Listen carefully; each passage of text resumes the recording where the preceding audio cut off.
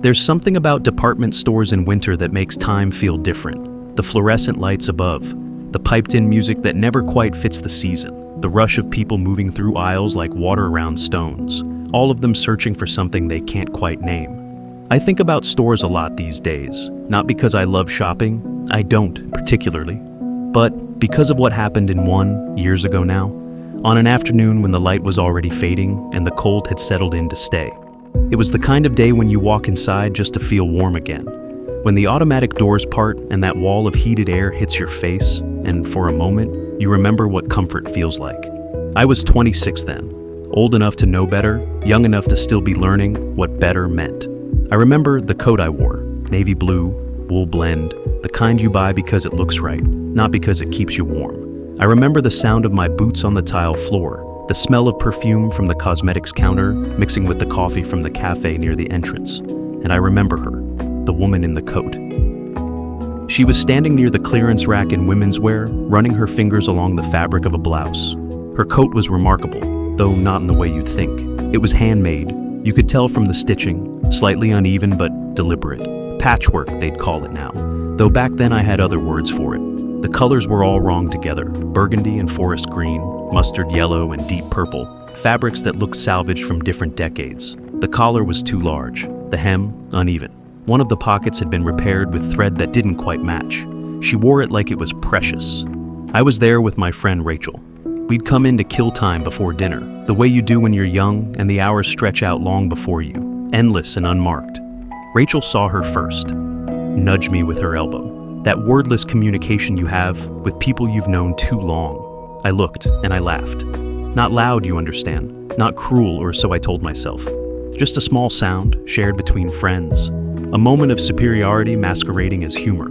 Rachel whispered something about thrift stores and bad decisions. I added something worse, something about dignity and knowing when to let go of things. As if I understood either concept, as if I had earned the right to judge what someone else chose to wear against the cold. The woman didn't hear us, or maybe she did, and simply decided we weren't worth her attention. She continued her slow examination of the clearance rack, lifting each garment with careful consideration, studying the seams and checking the tags. There was no hurry in her movements, no shame, no awareness that two women half her age were dissecting her appearance like critics at a gallery. I wish I could say I felt guilty then. I didn't. I felt clever, connected, part of something. That awful intimacy that comes from shared mockery, from building yourself up by tearing someone else down. We moved on through the store, tried on sunglasses we wouldn't buy, tested lipsticks on the backs of our hands, normal things, forgettable things. But the woman stayed near the clearance rack. I'd catch glimpses of her as we wandered, that coat, unmistakable even from a distance, a beacon of everything I thought I was too smart, too young, too tasteful to ever become.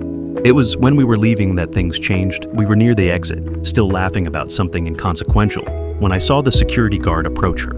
He was an older man himself, maybe in his 60s, with kind eyes and the sort of face that suggests he'd raised daughters. He touched her elbow gently, spoke in a voice too low for me to hear, but I could see her face change, a flicker of something, not fear, something softer, sadder. Rachel wanted to leave. "Come on," she said, already pushing through the door into the cold, but I stayed, held back by something I couldn't name then. Curiosity, maybe, or the first stirrings of conscience, late and unwelcome. The woman followed the guard toward the back of the store, not to an office, I realized, but to a small room near the employee break area. The door was propped open. I could see inside, a table, some chairs, a water cooler in the corner. I shouldn't have followed. It wasn't my business. But I did what humans do when they sense a story unfolding. I became invisible, or tried to. Pretended to browse a nearby display while staying close enough to hear. The guard was showing her something, a photograph, printed on regular paper, the edges slightly curled. Her hand went to her mouth, not in shock, but in recognition, in remembrance. "That's my mother," she said. Her voice was steady, clear. "That's my mother's coat." The guard nodded. His face was gentle. "I thought it might be. I worked here in the 70s. I remember when she came in." My chest tightened. I stood very still, half hidden behind a display of handbags I had no intention of buying. "She came in every week," the guard continued. "Always so elegant. That coat, she made it herself, didn't she?" I remember thinking I'd never seen anything like it. The woman's eyes were wet now, but she was smiling. She made all her clothes, said buying them ready-made was giving up on imagination. She'd collect fabric scraps from anywhere. Old curtains, worn-out dresses, remnants from the sewing store. Nothing went to waste. She touched the sleeve of her coat, her mother's coat, with something close to reverence. "She wore this the day she taught me to sew," she said. "I was 7. She said every stitch was a choice, every color, a conversation. She said clothing could tell stories if you let it." The guard showed her more photographs then. Photocopies, really, from the store's archives. Images from a fashion show they'd held decades ago, featuring local designers and craftspeople. And there she was, the woman's mother, younger, radiant, wearing that same remarkable coat. "I kept these," the guard said. "Never knew why, but when I saw you today wearing her coat, I thought you might want them." There was a silence then, the kind that holds weight, the kind that changes things. "She died 6 years ago," the woman said quietly. "I wear her coat every winter. People think I'm..." She paused, searching for words. "They think I don't know how I look. They think I'm poor, or confused, or both. But I know exactly how I look," she continued. "I look like my mother's daughter. I look like someone who understands that beauty isn't about perfection. It's about love made visible." I couldn't move. I stood there, gripping a handbag I'd picked up without thinking, while shame washed over me in waves. This woman I'd laughed at. This woman I'd dismissed as foolish, as someone who didn't know better. She knew better than I ever had. Rachel was waiting outside, annoyed by the cold and my absence. "What took you so long?" I couldn't answer. Not then, not in any way that would make sense. We went to dinner as planned. She talked about work, about the guy she was seeing, about plans for the weekend. Normal conversation. Background noise to the reckoning happening inside me. I kept seeing that coat, not as I'd first seen it, as something ridiculous, something to mock, but as it truly was, a monument to love, a wearable memory, a mother's hands made visible, still keeping her daughter warm years after those hands had stilled. How many times had I looked at people and seen only the surface? How many times had I mistaken my own fear of aging, of poverty, of irrelevance for discernment?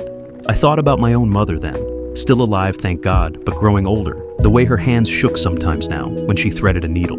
The way she'd started wearing my father's old cardigan after he died, even though it hung on her like a sack, even though it was worn at the elbows and fraying at the cuffs. I'd suggested she get rid of it once. Gently, I thought. Kindly. She'd looked at me with something in her eyes I hadn't recognized then. But I understood it now. It was pity, for me, for my inability to see that some things matter more than how they look. The days after that encounter moved slowly.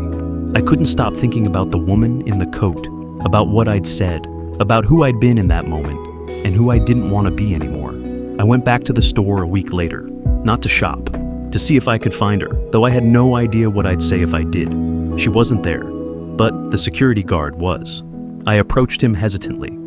"The woman," I started, then faltered. "The woman with the patchwork coat. Do you know her name?"